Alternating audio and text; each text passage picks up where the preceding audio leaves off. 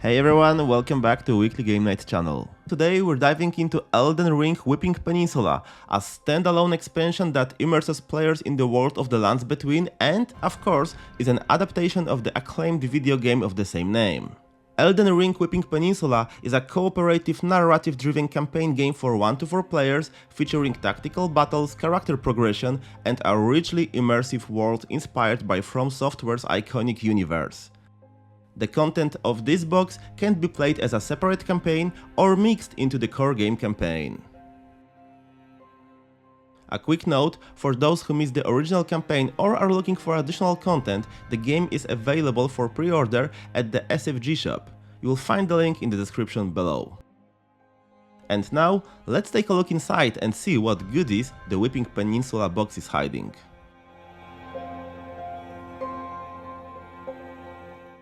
Upon opening the box, we are greeted not by 1, not 2, but 6 books.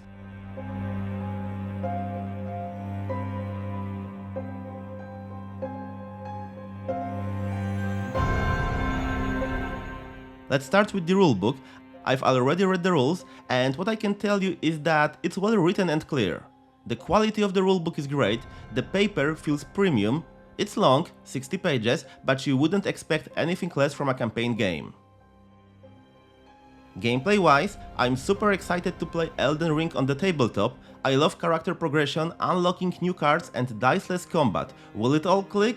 We'll see. Actually, you'll see. You can find a link to my Elden Ring playthrough video on the screen right now. Next up is the scenarios book that guides us through a series of scenarios, and now is probably a good time to mention that in this campaign-based game, scenarios are divided into different types. Exploration scenarios allow you to uncover world map tiles and play through the adventure part.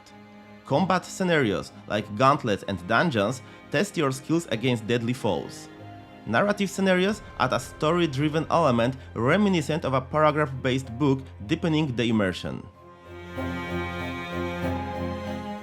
Finally, we have the 4 encounter books. These are used as battlefields, and the reason there are 4 is that some battlefields are bigger than others. Just take a look.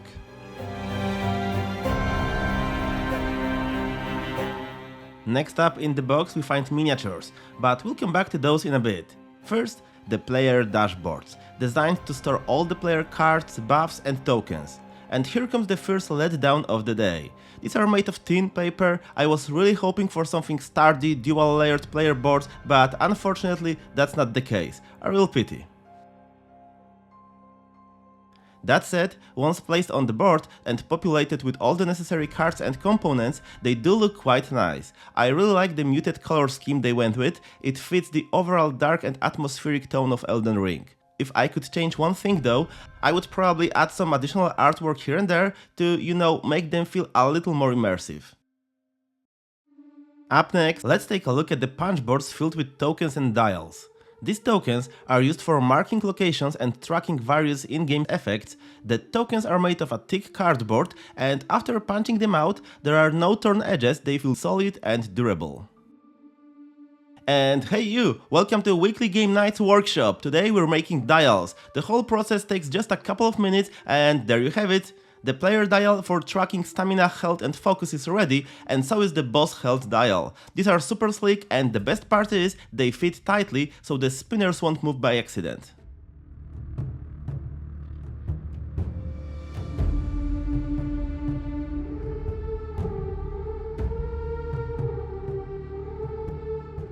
Next up, we have a thick stack of map tiles which will be used while exploring the Weeping Peninsula. During gameplay, as you venture through the world, you will place these tiles, populate them with tokens, and move your characters across the ever-expanding landscape.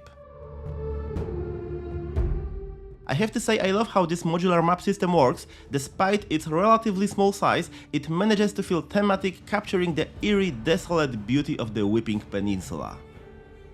Finally, let's check out the miniatures. This box comes with 20 of them, so let's take a closer look.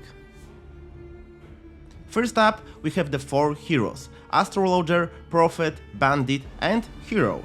The latter two are completely new classes introduced in this game, which is a nice addition for those looking for a fresh playstyles.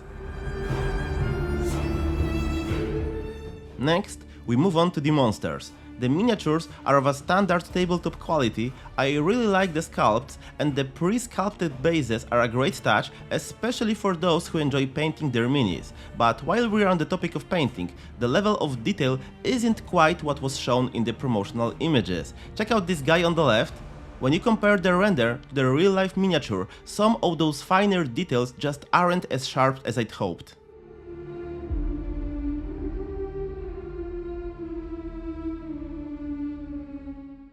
Just to be clear, there is nothing wrong with them, they are perfectly fine for tabletop play, and once they are on the board, they do the job well.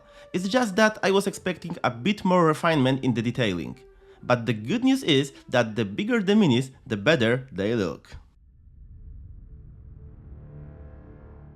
Finally, let's talk about the cards, or rather the tons of cards, 754 to be exact. These are divided into different decks, so let's start with the hero cards. As I mentioned earlier, there are 4 classes in this game and each hero comes with a personal deck. This deck is a mix of equipment, combat cards, attributes, quests and a character profile, everything you need to begin your adventure with a given hero.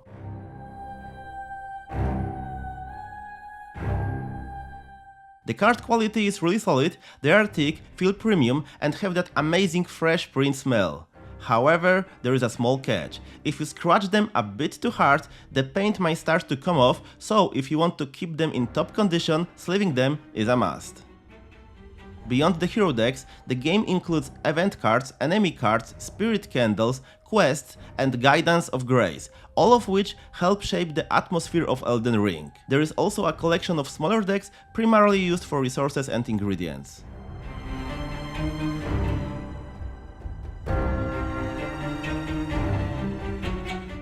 And that's still not all. As you play, you will progressively unlock hundreds of new cards, over 300 quests, weapon, combat actions and equipment upgrades. It's a massive evolving system that keeps the game feeling fresh and full of discovery.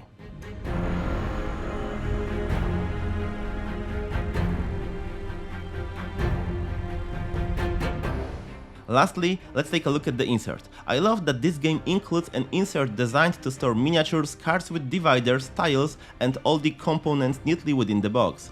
Everything fits in its place and it's great to have a dedicated system for organizing the game components. However, there is one major drawback, it's just too tight. Look at this, I tried sleeving the cards, but there is simply no space to store them inside the insert. That's a real letdown, especially for a game that comes with so many cards that will see frequent use. And that's it for today. I love what this game offers and can't wait to test it out. If the price lands somewhere around 100–120 euros, I would say that's more than a very fair deal for what's inside. And once again, if you want to see the Elden Ring in action, check out my playthrough video. Hope you enjoyed this one, and until the next one, Adam out. Cheers!